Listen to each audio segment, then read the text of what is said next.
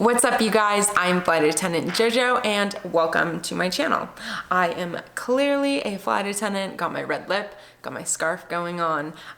In the comments, I want you to guess if I was a flight attendant no, I am a flight attendant. If this was an actual airline scarf, what airline would I work for? It's got brown and dark blue and cream. Let's see it in the comments what airline you think this would be, and let's get into all of the ways that I feel like I've flushed money down the toilet. If you're new to my channel, please make sure to hit that subscribe button. If you come to my channel all the time and you haven't hit that subscribe button, hit that subscribe button so you can see when I do upload. Even though I am very consistent with my uploading, still do it.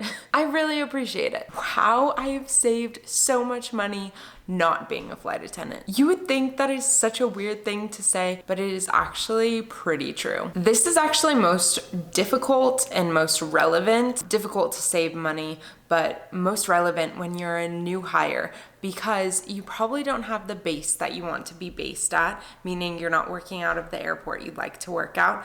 You're commuting, you're not really sure what trips you're flying, and this is when you're lowest on the pay scale. But don't worry, because it gets better during the rest of your career. So stick it out. I love making vlogs for you guys that really help you decide whether you want to be a flight attendant or tips and tricks for traveling.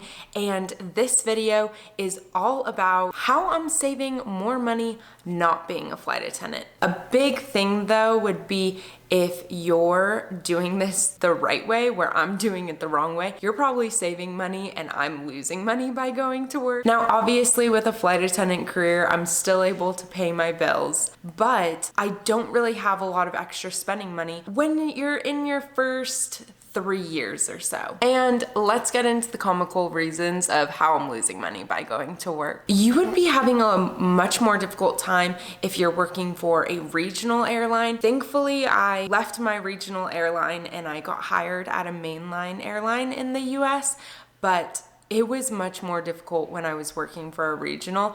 I don't even think I could pay my bills at that point unless I was flying really, really high time. And with this job, I just don't fly high time because that's the reason why I have this job, is to have a lot of time off and to really enjoy when I do work. But I do know some high time flyers that enjoy every time they go to work, so good on them. My number one reason of how you can lose money the fastest is commuting. If you live like I did in LA and you have to commute to Miami because you don't want to give up your home, your friends, your family in LA and pick up your life and move to Miami, I just was not wanting that. So I flew to Miami every time I had to go to work, but I had to pay for it. We rented an apartment, a few of us girls, and there's also other terms for it, calling it a crash pad. So sometimes you're paying rent in 2 cities.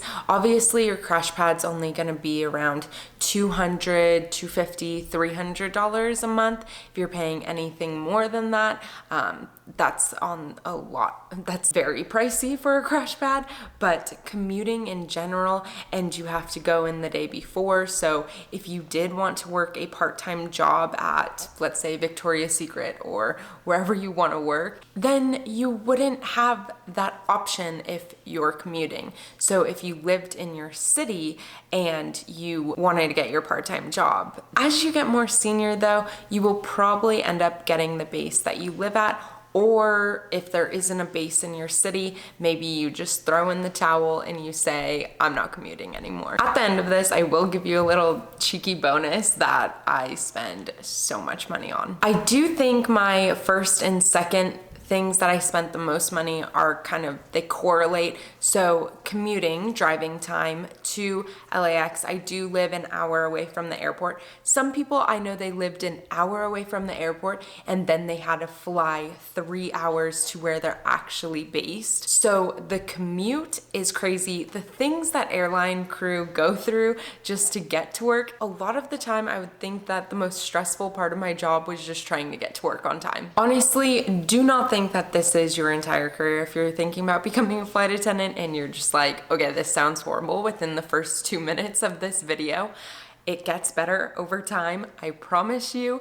But another rough part is when you're a new hire, you don't really know your schedule. So say you're on reserve for 6 days in a row, they send you on a 3-day trip and now you have 3 more days that you're still on call. So if you don't have a crash pad to just go back to at the end of that 3-day trip, you have to decide, do I pay for a hotel for the night and hope that they give me a trip tomorrow, or do I sleep at the airport until they give me a trip? There are just so many things that you have to decide, and it is stressful and it is lonely. I'm at 4-year seniority and I promise you it gets better. Make it through your first 2 years and you'll see the light at the end of the tunnel. So far in this video, if you've found any of this information helpful, please hit that thumbs up. This is to all my airline crew, flight attendants. If you guys have already found hacks to saving money on all this stuff, please leave it below in the comments because we would all love to share in the gold that you found. Now, my biggest spending probably goes to airport food. Usually I'm not as bad as hotel food. Like, I try not to order room service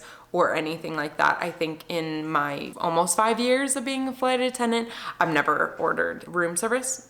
Once I've ordered room service. I spend a lot of money on getting a meal or two at the airport or a snack. My money just goes out the door. And you do get per diem. Like, your company does pay you for hours that you are working, that you are sitting at the airport, but it is not a lot and it goes really fast when you're spending it on airport food. This one's probably the biggest perk of being a flight attendant and also a massive loss. You almost feel like a college student, especially if you're regional and there's like 3 or 4 of you in a crew and you go out to these little cities, but they always have an amazing pub or a bar or a restaurant, a hotel lobby, and you end up going to like different monuments and cities. You take a tour bus around London. There's so many great opportunities that you get to do on your layovers, but that adds up. You end up spending a lot of money with your crews or going and exploring a new city. I tried to get very boring layovers if I'm trying to save money.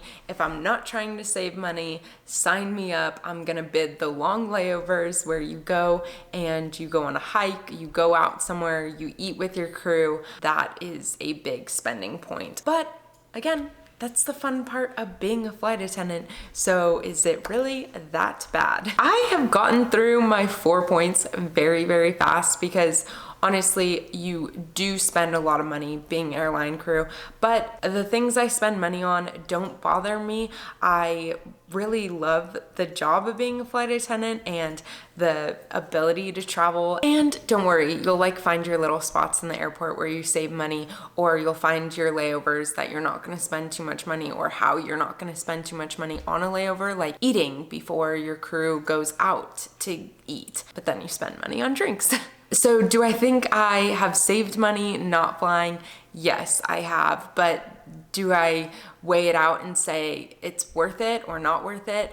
I think it's worth it. I think it's worth the money of spending and making new memories. I have so many great memories from being a flight attendant, and I would not take back the money spent to create those memories. Now, I told you I would save the best for last. Honestly, these are the things you probably don't think about when you become a flight attendant. So with your uniform, most companies, you do end up having to pay back your uniform within the first year or 2. Your uniform is not for free, and tights, pantyhose are not included in your uniform, and shoes are not included in your uniform. You wear 2 different kinds of shoes when you're a flight attendant. You have your heels that you walk around the airport in, and you have your flats, and you want them to be very comfortable and you want them to look clean and polished. So I find myself buying expensive flats because I want them to be very comfortable. You'll regret it if you don't. Like, I recently bought some from Target and like, these won't last me more than a month or 2 because my feet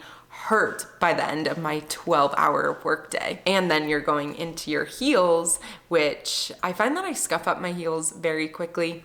And then the tights don't even get me started. I've probably spent an entire paycheck on my tights because those things rip so fast. I really enjoy the brands, the companies that are making you can't even cut through the tights because those just are out the window. Like you go through 2 in a 3-day trip or something. I know some people that can get them from the 99-cent store, but I do not like the way they reflect in the light. Sometimes they look blue or gray, or I'm just very particular about them. So if you're gonna become a flight attendant, get ready to spend money on things that you would not be used to spending unless you were in like the 60s. And even if you say you're gonna wear pants, you still have to wear like the tight socks, I think, with the pants. So they have to be socks that I usually wear no-show socks. You have to have like your ankles covered with tights, so get ready for tight socks. I don't own a pair of the pants. And then we get into makeup. So your company, well, at least my company, cannot require you to wear makeup, but they request that you wear makeup. And I laugh because I'm wearing my red lipstick.